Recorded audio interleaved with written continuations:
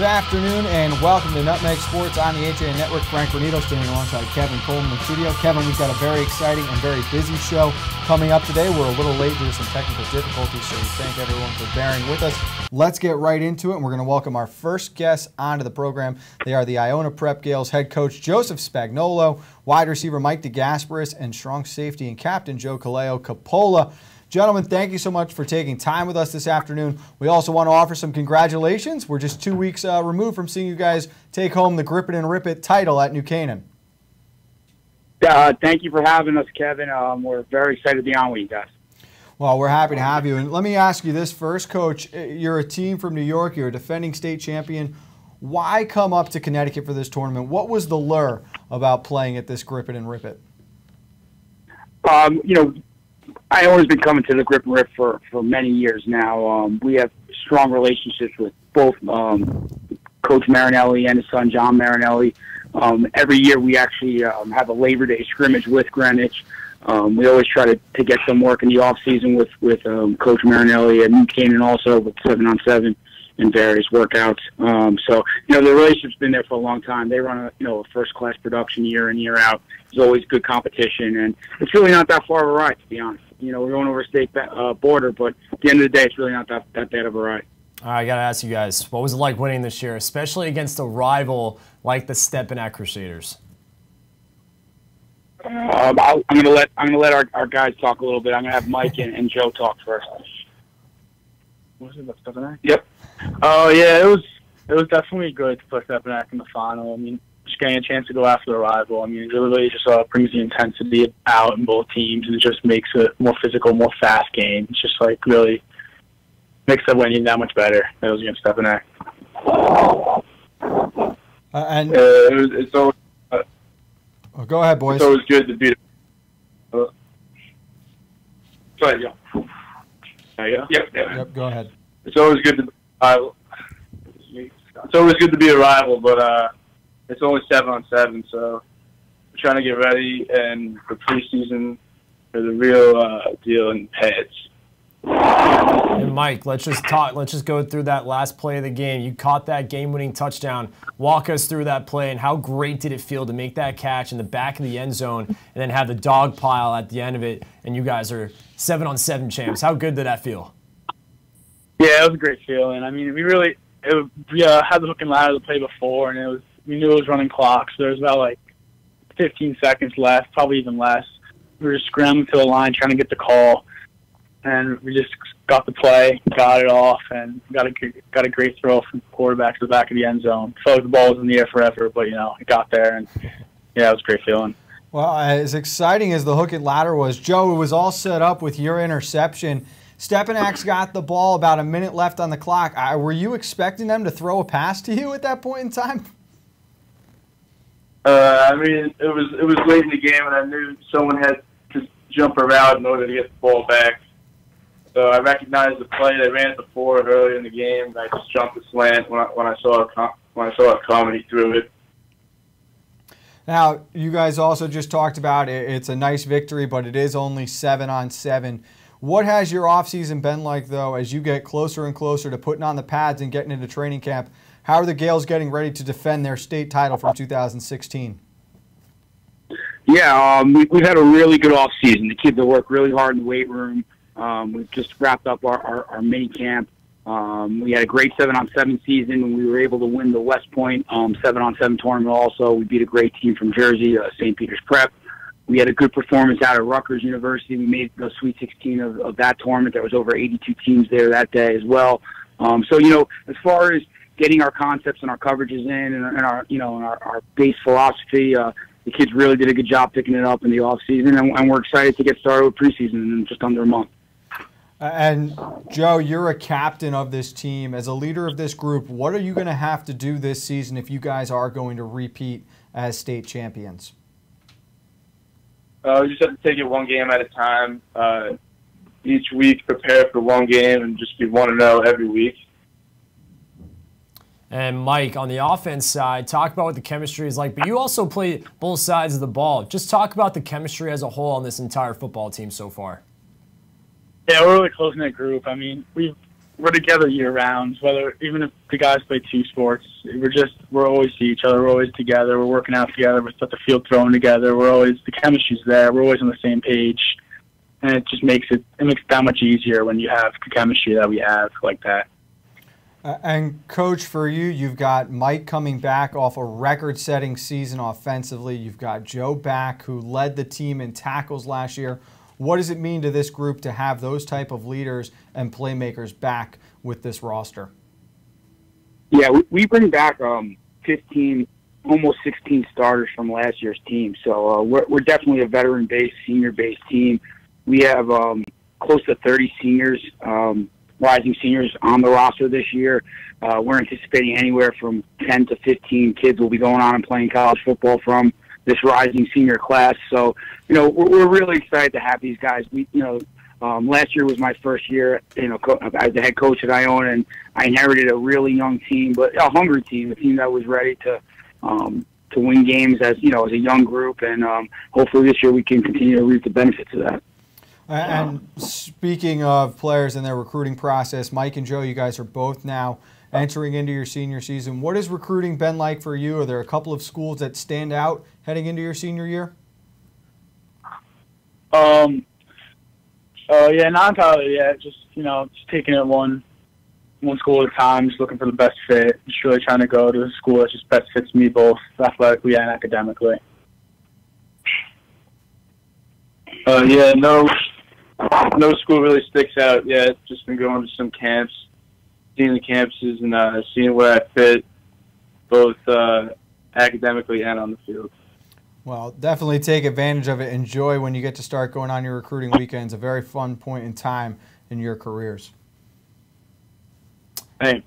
And I feel like I already know the answer to this question, but I have to ask it anyway. What is, and this is for all three of you guys, what is the one game you have circled on the football calendar this upcoming fall?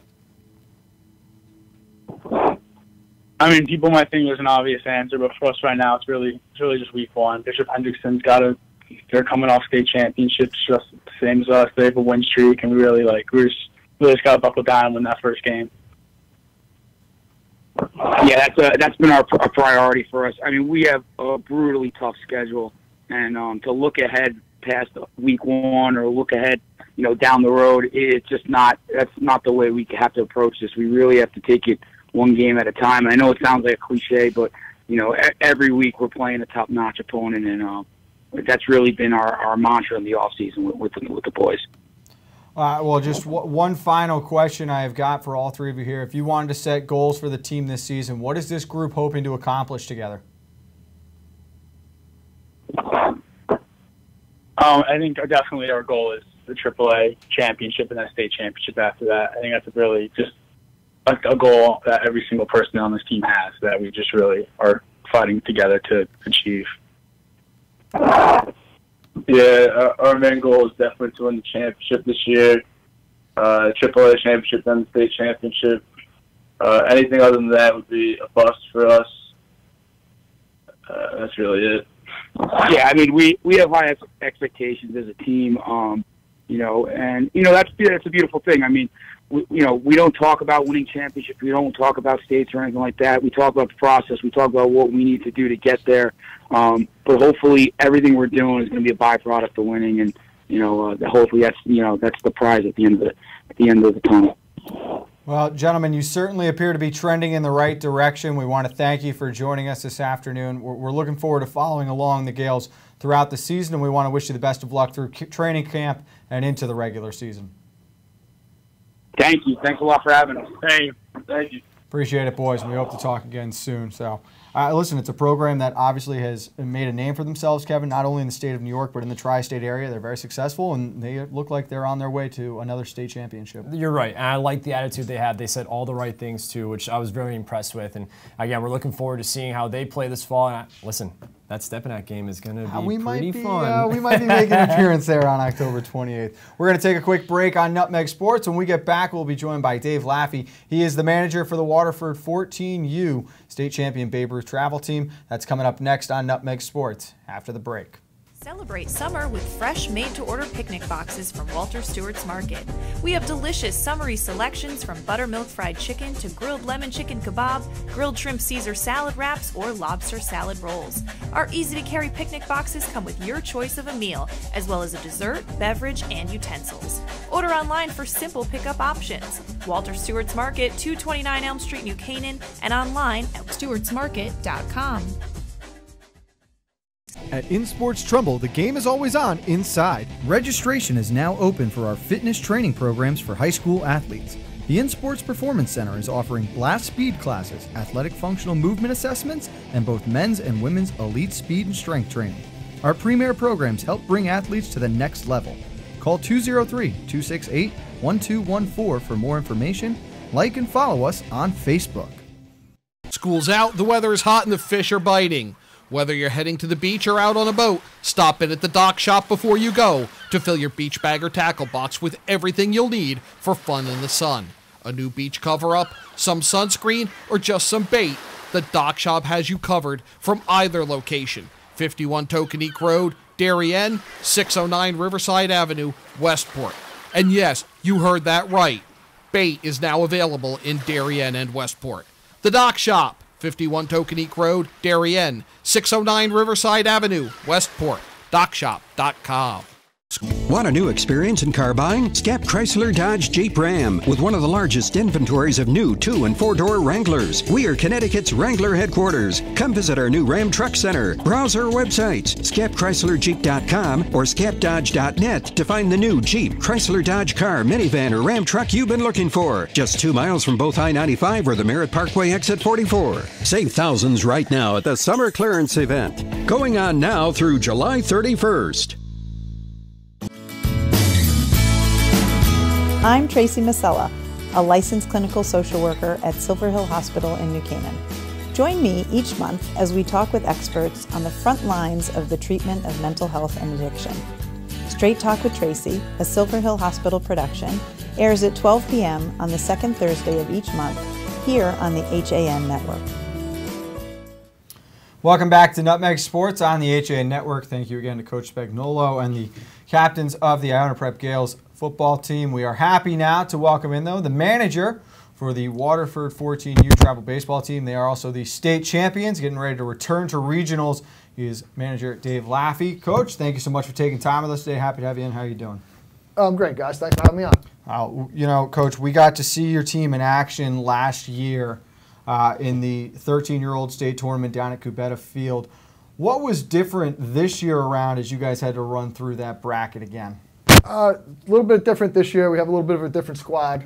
We have a couple guys that didn't play, and kids that that didn't make the team last year that are on the team this year really stepped up and did a great job. The competition was great this year. We got stuck in a tough bracket right away with Trumbull second and Stanford third, so we got tested right off the bat.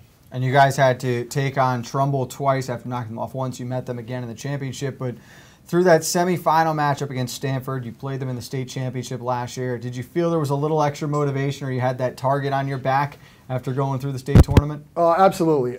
Whenever we play Stanford, it's 100%. It's a pretty big Babe Ruth rivalry, Waterford and Stanford. We've done battles for years with those guys, and it's always nice to play against them, and it's nice to beat them, to be honest.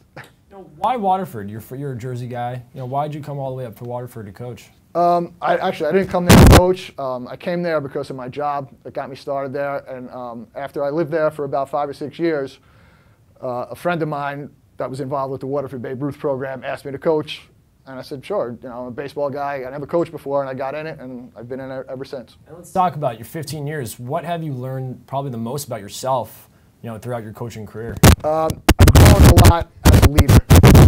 When I first started doing it, like I said, I didn't know much about coaching. And then I ran into a couple of guys that are Waterford guys that really taught me a lot about coaching and leading men. And I've come a long way. I've grown.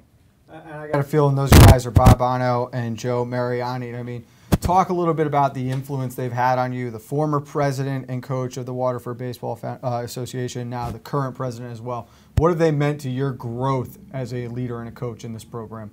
Those guys are huge mentors to me. Bob is like a father figure to me as far as coaching goes. He taught me a lot about the game and how to teach it.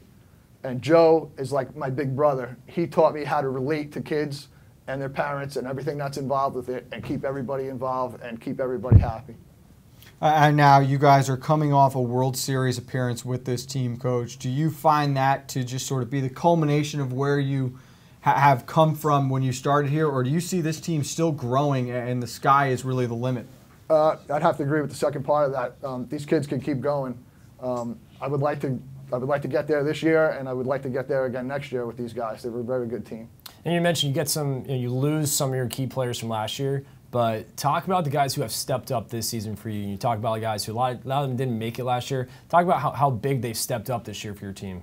They've been huge. Whether it's a kid that came up, Owen Coder, who's now our starting third baseman, who was not on the team last year. A kid like Daniel Driscoll, who was not on the team last year, who was a key relief pitcher, left-handed pitcher. He does really well. And they've embraced the role of joining this team. It means a lot to them to be on it, and they're really going with it. And as you guys went through the state tournament this year, coming off that title, what was the message to a new group of kids? For some of those who were a little more inexperienced, what was your message to the team through the tournament? My message to those guys was to live up to the foundation that we've set. If you come to our field, as you drive in along the press box, it has all the signs of all the state titles, of all the World Series appearances. We use that as motivation for these kids. Not only the kids that are on the team this year, but the 13-year-olds that come up. We try to press, we want your name on one of those signs. You guys are getting ready. You'll start regional play tomorrow. Before that, though, you've got a banquet tonight. What do you want the kids to take away from this kind of experience, as they're going to get to see a couple former major leaguers, including Lee Mazzilli, get up there and speak to them? I just want them to take the whole thing in. It's a once-in-a-lifetime experience. They probably don't realize it now, but a few years from now, maybe 10 years from now, when they're all hanging out somewhere, and they're going to say, remember when? And that's the key part of it. And I think, what's your message to your pitchers the day of? Because at this age, it's a little difficult for these pitchers. They're still developing as young players. What's your message to them? Just try to stay within yourself. Don't let the game get too big. Execute your pitches. Leave the pitch count up to us. Just go out there and execute and go right after. Those strikes. You start play tomorrow at 1 o'clock, Coach. The final question I'll ask you here, and we hope that we get to see you on Tuesday night and hopefully Wednesday night as well next week, but players for us to keep an eye out for, who's going to be making a big impact for Waterford in this tournament? Ryan O'Connell, who's our #1 pitcher. He's a big kid. He's starting third baseman where he doesn't pitch. Ryan Bakken is one of our great hitters. Anthony Tanucci, our second baseman, is a really good player. We have good players, 1 through 14. Every one of them, I could mention all of them, but we don't really have the time, but every one of them belongs where they are. Oh, no, it's obviously the depth of your program and this roster speaks testament as to how far you guys have gone in years past, and hopefully, again, we get to see you towards the end of this regional tournament, and we're talking to you next week while you guys are moving on to the World Series. So that would be tremendous. I'm looking forward to it. Coach, thank you so much for coming in today. We're really excited to see you out there this week, and best of luck to you and your team. Great. Thanks for having me. Alongside Dave Laffey, manager of the Waterford Travel Baseball Team. Kevin and I are going to take one more break. When we get back, Adam Franchella, tournament director for the Garden Catering Wiffle Ball Tournament this weekend down in Greenwich, will join us to tell us more about what we can expect from the charity event. That's coming up next on Nutmeg Sports on the HAN Network. Want a new experience in car buying? No aggravation, no confrontation, just answers to all your questions. Scap Chrysler Dodge Jeep Ram. Car buying the way you want it to be. With one of the largest selections of new 2- and 4-door Jeep Wranglers available, we are Connecticut's Wrangler headquarters. Located in Fairfield, Connecticut, we're easy to get to. Just 2.5 miles off the Merritt Parkway, exit 44 via Route 58 South. Save thousands right now at the summer clearance event. Going on now through July 31st. You don't have to go far for authentic Neapolitan cuisine and renowned wood-fire pizza. Pizzeria Loretano of Bethel is a contemporary Italian bistro, specializing in authentic wood-fired brick-oven pizza Napolitana. Pizzeria Loretano was named one of America's top 1,000 Italian restaurants in 2008 by Zagat, and recommended by Jane and Michael Stern on National Public Radio's Splendid Table. Located close to the Bethel Cinema, we focus on quality, and our food is always made to order. Join us for live jazz Sundays from 6 to 8.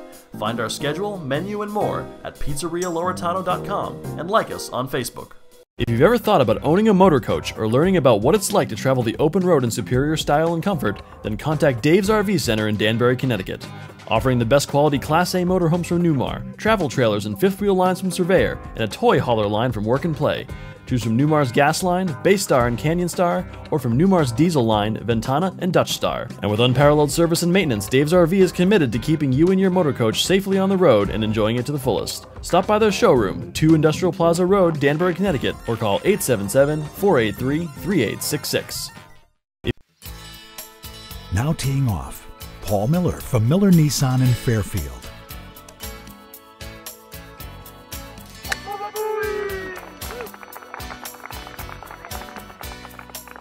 Excuse me, Mr. Miller. What about my new Sentra? Right now, lease a 2017 Sentra S for only $97 a month. He is never going to retire. At Pure Barre Ridgefield, our tried and true method can shape every body and fit any schedule. Pure Barre is a total body workout using the ballet bar to perform small isometric movements which burn fat, sculpt muscles, and create long, lean physiques. Sweat away the day and get lost in the music. Pure Barre Ridgefield, located at 86 Danbury Road. Like us on Facebook at Pure Barre Ridgefield. If you're watching this broadcast, you're not alone. The HAN network is available for 200,000 Connecticut cable customers on the Frontier network, and we've also reached more than 2 million viewers on our free live streaming sports, news, and entertainment broadcasts.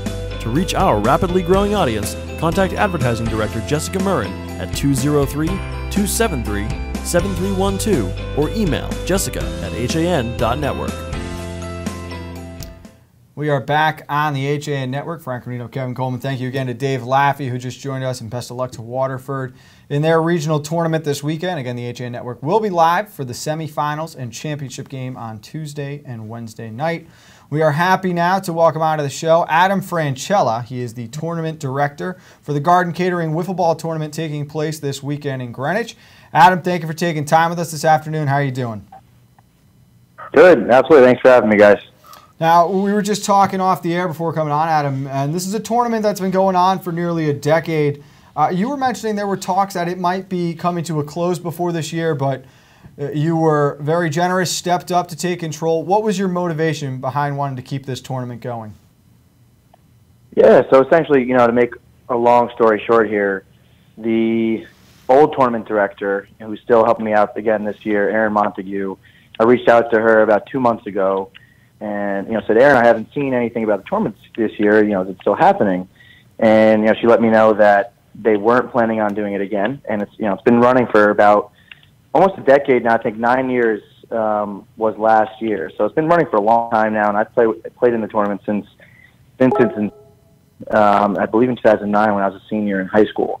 So, when I heard that news, I knew that generally the tournament was thrown on this weekend, kind of the second to last weekend in July. So that, we were kind of a crunch for time, but I thought I could step up and replace the tournament myself, and maybe potentially even improve upon a couple things that I thought could be done differently from the tournament from years past. And I guess really why I did it was because I love wiffle ball, always have since I was a kid, and I thought it was such a unique thing to Connecticut and specifically for me to Greenwich that I just did not want to see die. So, well, you're absolutely right. I think there are a few people around this area who don't enjoy wiffle ball. Now, you talk about some of the changes that you think will improve the tournament. What should we be looking for that might be different from years past, Adam?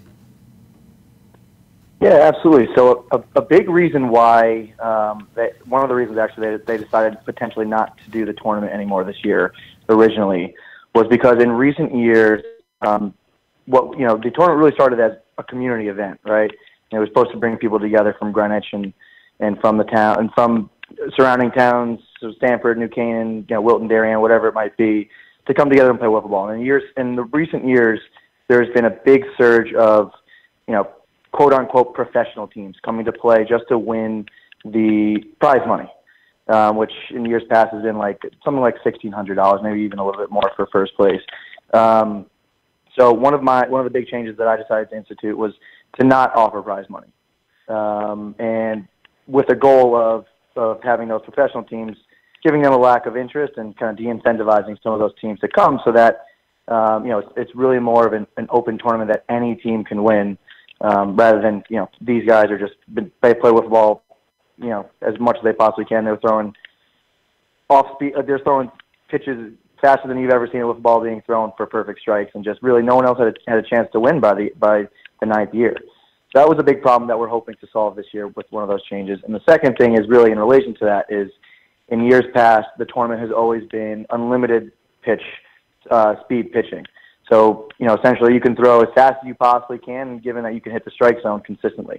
And again, that was a huge leg up to some of those better teams who can do that. And, there's only a few people in every tournament who can throw that fast accurately.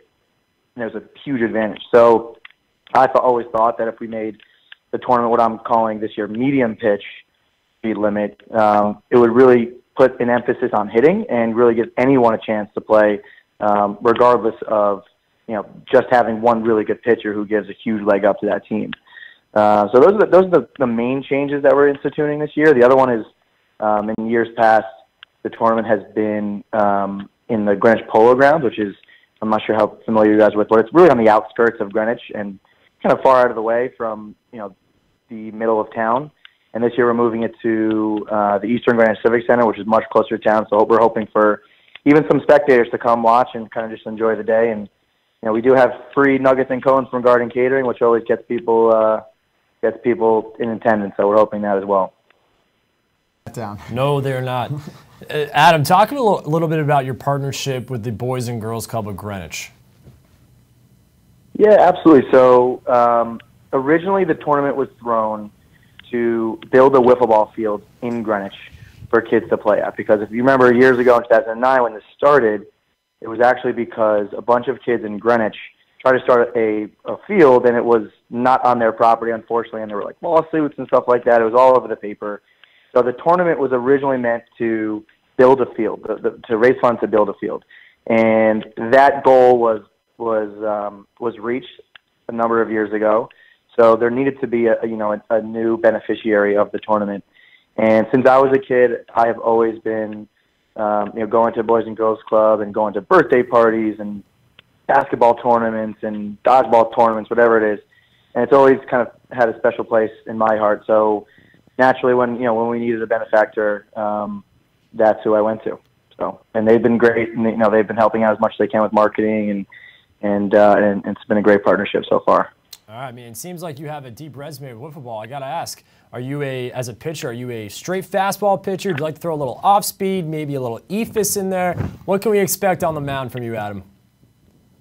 So in years past, when we won the tournament in 2011, I was one of the pitchers, and my brother is also an incredible pitcher. But our specialty was actually fast pitch. So we were one of the few town teams who had a chance to win because we just gunned it in there, mainly riser and like slider. Those are my two main pitches.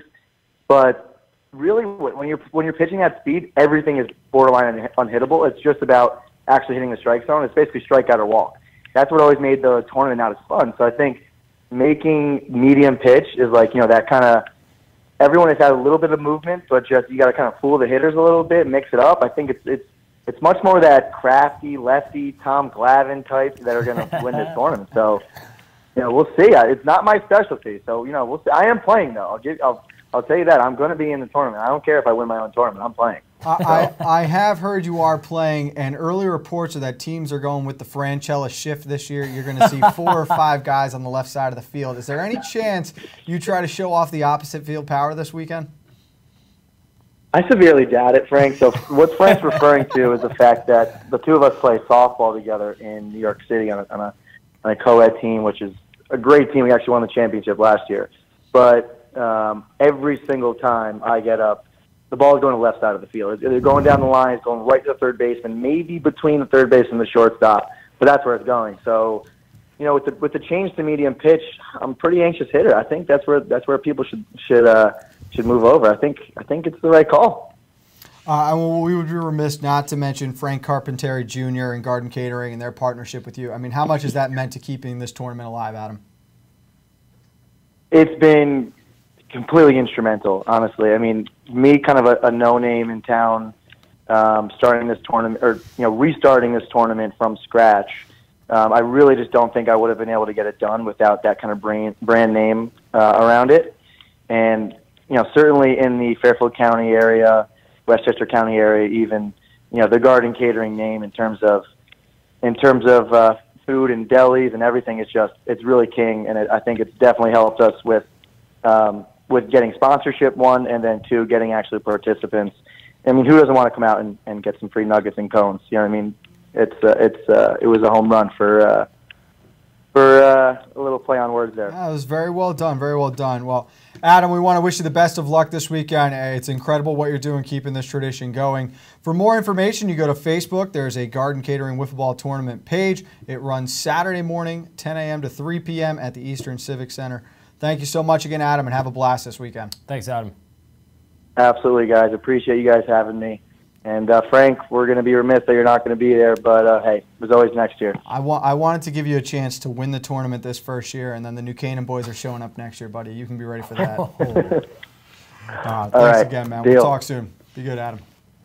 That was Adam Franchella, the tournament director for the Garden Catering Wiffle Ball Tournament. It's going to be a lot of fun on Saturday, again, down at the Eastern Civic Center in Greenwich. Oh, listen, wiffle ball, it brings everyone together. It's a cool sport, especially around here, especially hopefully get some good weather. I mean, from what indicates show during the coffee break weather report, there could be some thunderstorms in the mix, but we're keeping our fingers crossed for some good weather for that wiffle ball tournament. I got a feeling they'll be able to get it in. And I can tell you right now, not even wiffle ball could bring you and I together.